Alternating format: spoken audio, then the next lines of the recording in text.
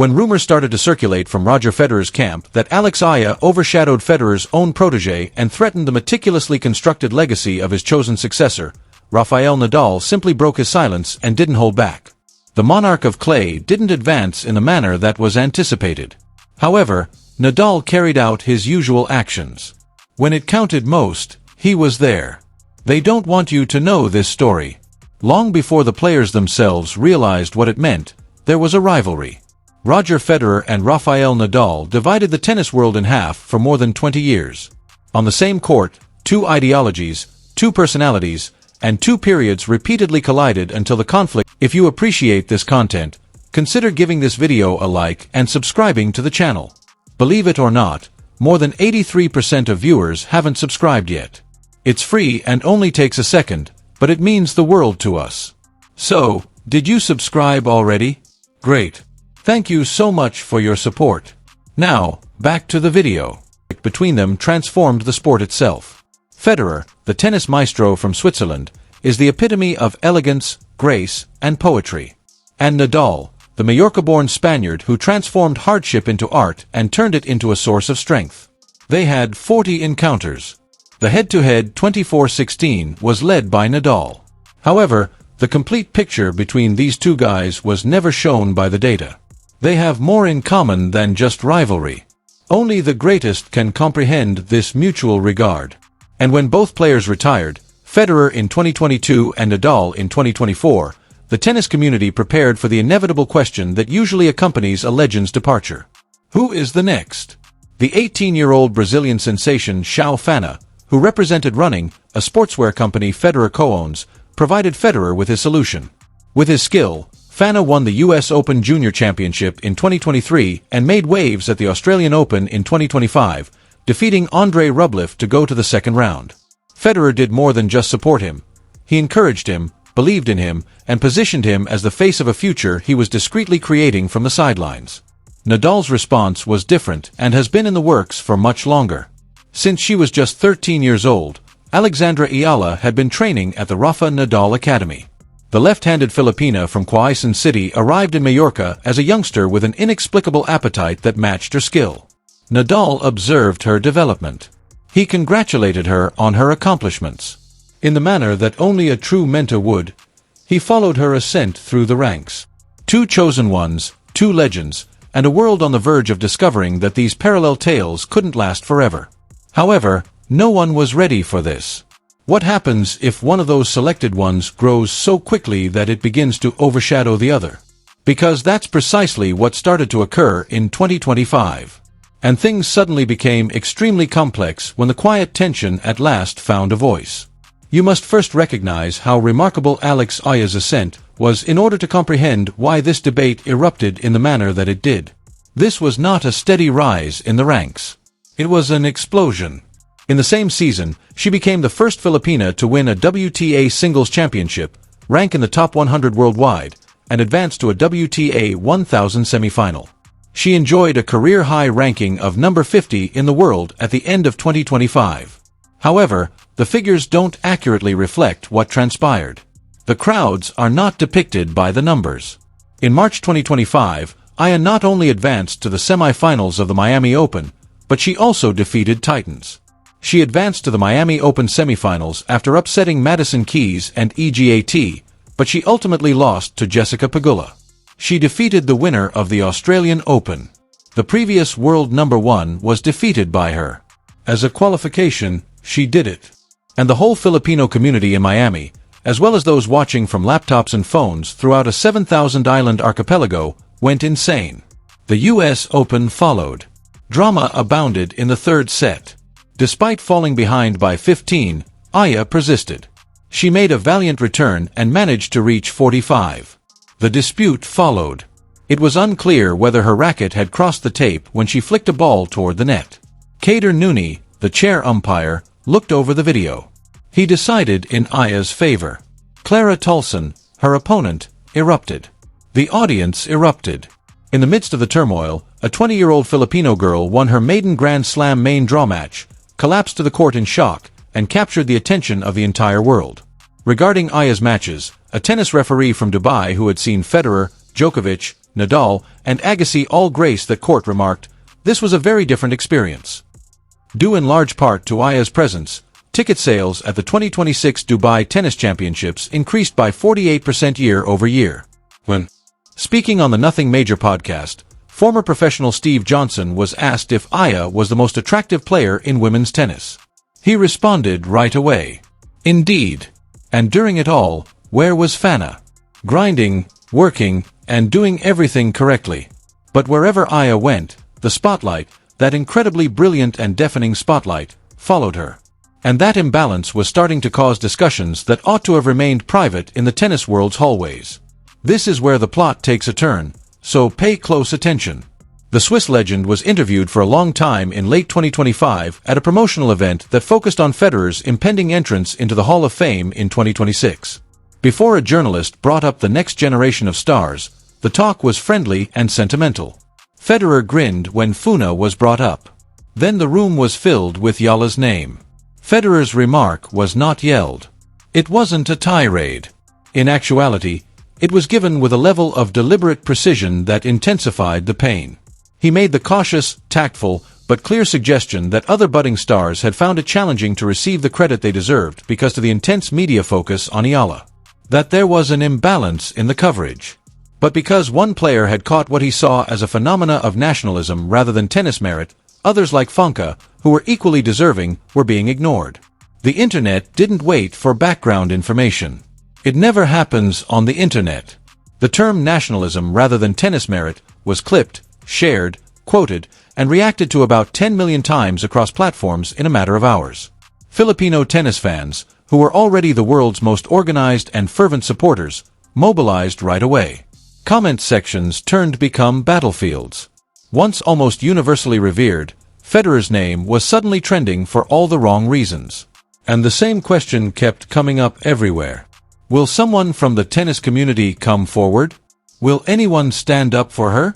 Rafael Nadal picked up a racket for the first time since retiring on November 19, 2025, precisely 1 year after his last professional match in the Davis Cup Finals.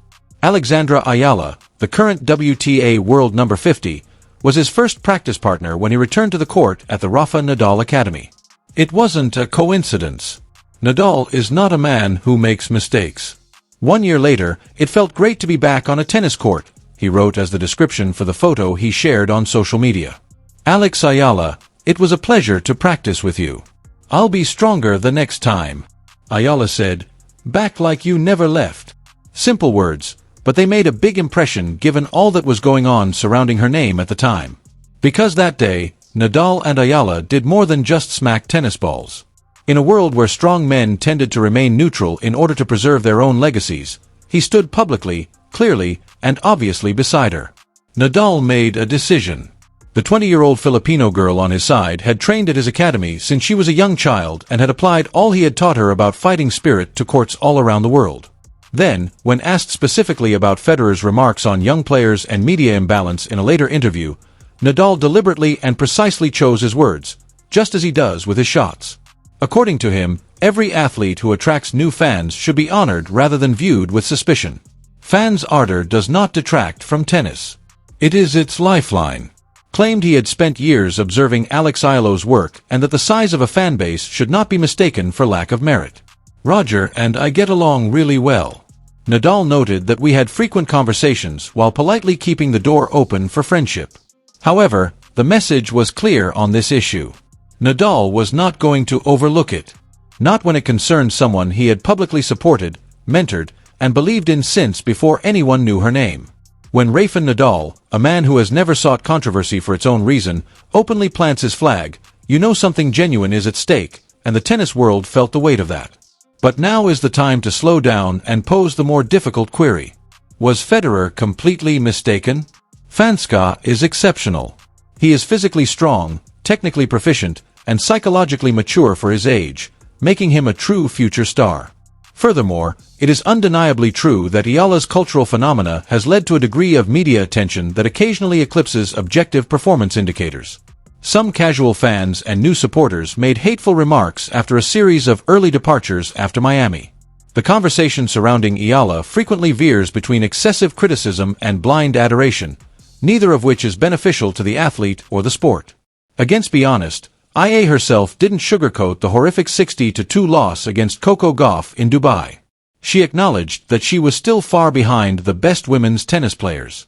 It is uncommon and amazing for someone so young to be so honest.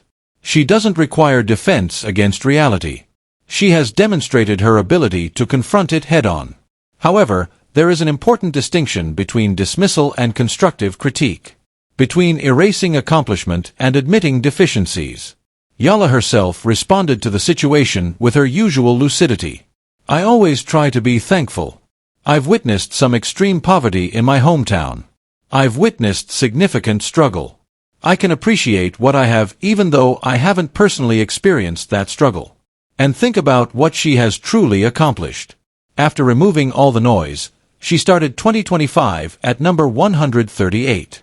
Take a moment to distance yourself from the drama. Take a step back from the Twitter wars, the headlines, and the snippets of quotes. Because there is much more to this story than just a dispute between two retiring legends. Tennis is evolving. Once controlled by a tiny group of American and European celebrities and viewed by a very small global audience, the sport is now becoming more accessible. New faces, new admirers, and new markets. Additionally, the fans entering are not passive. They are gregarious, well-organized, passionate, and fully committed. Ia's matches created a different mood than anything he had ever seen, according to a seasoned Dubai referee who had spent decades seeing the world's best players. Not necessarily louder, but distinct in sort, more pressing, and more vibrant. It was perfectly captured by John Na. Some enormous markets have unrealized potential. All they need is for players to show up and establish themselves. And Alex has done just that. Just to see what it's like on the court, you want to watch her games. This is the tension that now exists at the core of professional tennis. The established institutions, the old guard, and the meticulously maintained hierarchies of investment and attention. They are coming into contact with an unanticipated force. And that power has a name, a world rating of 31, and a backhand that has defeated 3 Grand Slam winners in a single tournament run. It's more than simply a good moment between a coach and his pupil when Nadal stands up for Ia. It makes a statement about the type of sport tennis aspires to be. It is a claim that the gatekeepers of the game are unable to determine if the new celebrity is too adored or the new audience is too boisterous. You can't invite everyone to observe and then whine when they turn up. I'd like to thank Alex for bringing a new demographic to the sport, Coco Gauff remarked on the court following her victory over Ia in Dubai. I am truly grateful for it. I believe it's fantastic. Gauff acknowledged the gift Ia was providing the game even after defeating her. Jessica Pegula described her as the ideal role model. The way she's been able to fill stadiums and the way her country supports her is something special, Pegula remarked. She manages it with such grace and maturity.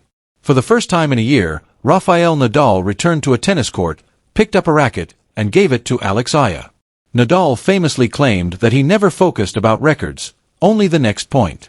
Not to Fana, not to anybody else, not to the 20-year-old Filipino who had brought his academy's name to the globe and given it a new meaning. That says it all. It's not really about blame in this story. It's not really about Fana versus Eala or Federer versus Nadal. It's about a sport that is at a turning point in its history and must decide whether to embrace its current state or resist it out of longing for the past. Her fan following was not created by Alex Eala. One unattainable triumph at a time, she earned it. There is only one conclusion that can be drawn from the public alignment of 2 of the greatest players in history on opposing sides of her story. She's already too important to overlook. This is the question we have for you, and we would like your response in the comments section immediately. Is Alex Eala currently the most significant tennis player? Not the best, but the most significant, since those are 2 very different things, and the difference between them may determine the sport's destiny. You already know what to do if you've come this far. Click subscribe, hit the bell, and leave a comment below. Is Nadal correct to stand up for Eala? Did Federer go too far? Let's debate. Please share your thoughts in the comment section, subscribe, and enable all notifications so you don't miss anything. We'll see you in the next one after you click the video on the screen.